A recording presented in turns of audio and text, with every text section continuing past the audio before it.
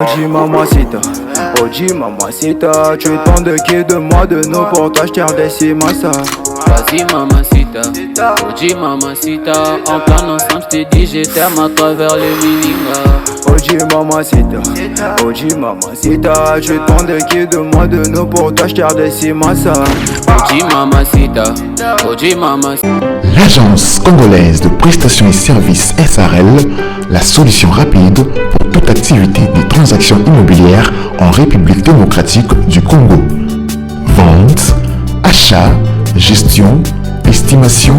mise en location des biens meubles et immeubles. Contactez-nous au plus 243 85 27 79 630.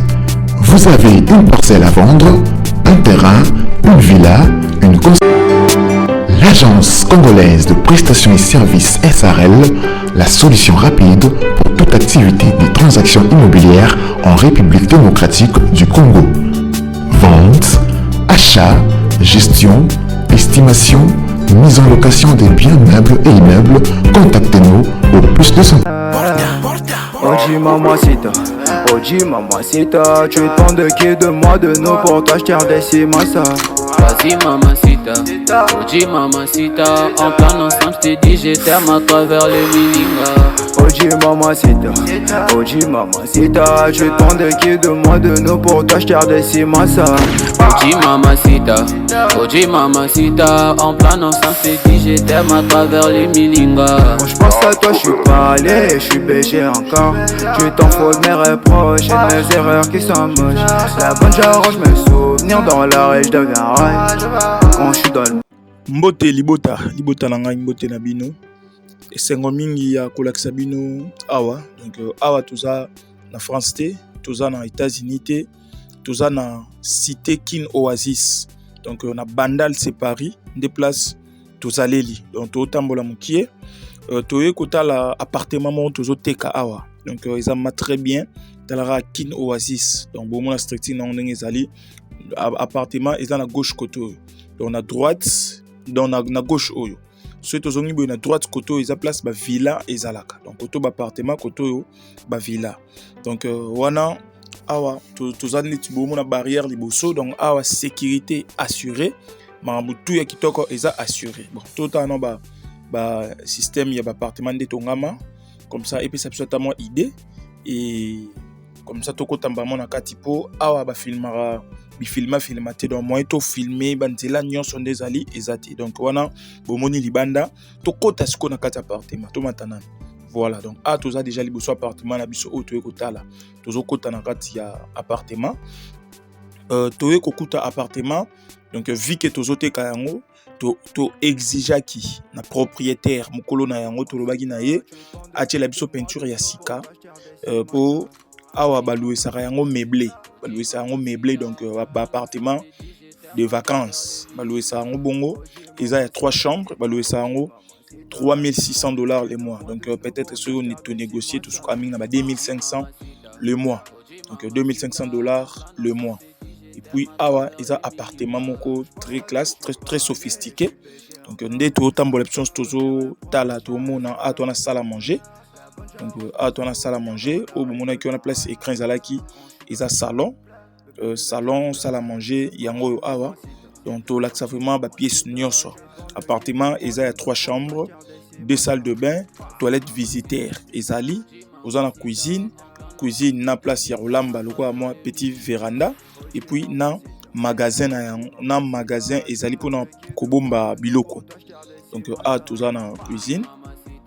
yango yo donc voilà un peu biso stoki ko visiter car lelo ngo moni tozo leka donc bandeko ba leka biso tozo zo image parce que donc eloko ebimika ka lelo voilà un peu donc tona cuisine super meublé donc ozana chauffandise offrandise nyonso ezali donc ozana ba meuble ozana espace ya rolamba ozana espace ya marambo tout donc ba climatiseur tina cuisine donc eza bien climatisé 100% climatisé donc awa voilà tout ça qui na cuisine asko to na petit magasin yango yo voilà donc petit magasin yango yo et puis tozonga to la s'appelle cuisine d'Ezali, dans la cuisine d'Ezali, chauffandise ya ngwana likolo, et puis machine à laver, ya ngwana kuna na véranda, ya mukie ya cuisine, parce que cuisine tout le baki azana véranda na ye,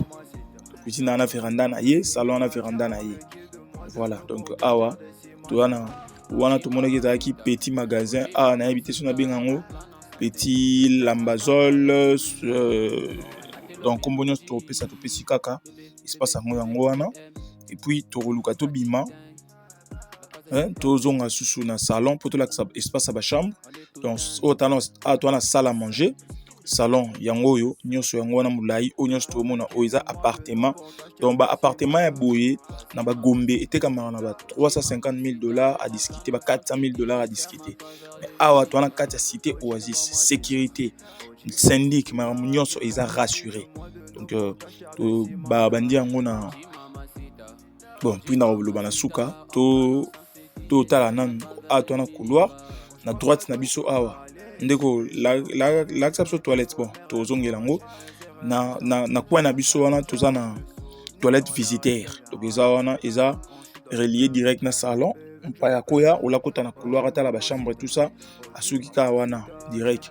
et puis a to na toilette ya mibale, parce que toilette visitaire to la kisi nante toilette ya mibale yango eza toilette ya ezo relié ba chambre mibale ya bana, donc toilette salle de bain douche na bango yango, donc douche na bango yango ça très bien, très illuminé, makambo nyonso esala et fonctionner kitoko. A to pusana to na chambre ya liboso to lobaki que bazo repeindre donc ndako yango, voilà. Donc awa moni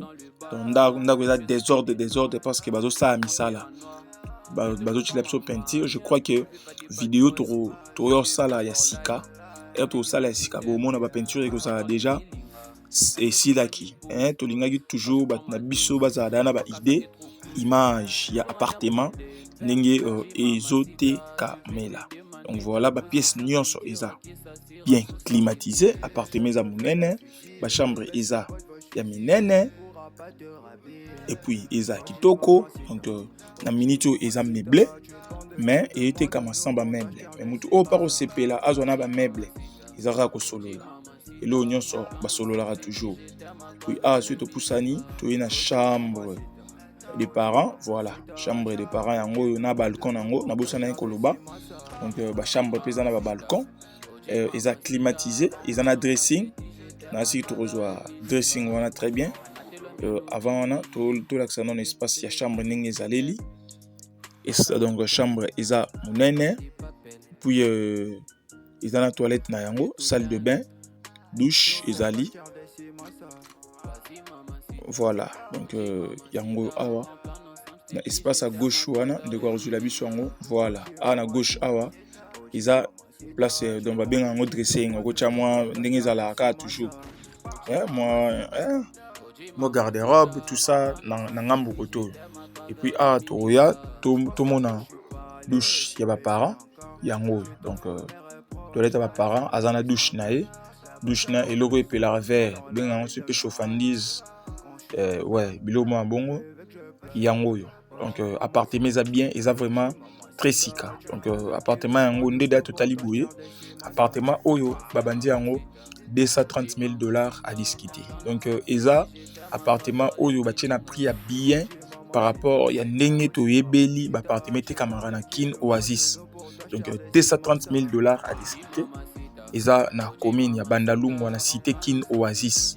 na kati ya cité kin Oasis, donc adresse autopisika yango wana na kati ya cité kin Oasis ndebo monaki na ebandeli air tokotaki, donc pona ba o ba roza intéressé ndeka to salara toujours numéro eza affiché na se ya ba écran na bino to bengana to solola, donc elo nyonso ba sololaka izana elo morote ba solola te nyonso ba sololaka, donc to solola a to na véranda ya chambre des parents, donc $230,000 à discuter. On a appartement, il y a 3 chambres, toilettes visiteurs, 2 salles de bain, et puis tout ça la cuisine, magasin, donc Marambutu eza très bien. Environnement ya kitoko na kati. Donc to bimisco libanda to laksaki entrée au nebandeli. To l'action sous na suka air tozo bima. On a laksaki cité kin oasis eza très joli. Donc eza vraiment très joli. Très joli vraiment. Donc libanda na yango wana to bima na biso na onyos etikali. Bonne chance à tout le monde naba oba rozala intéressé. Donc mutaote kango aza yemoko propriétaire. Merci beaucoup, bonne chance. Bye.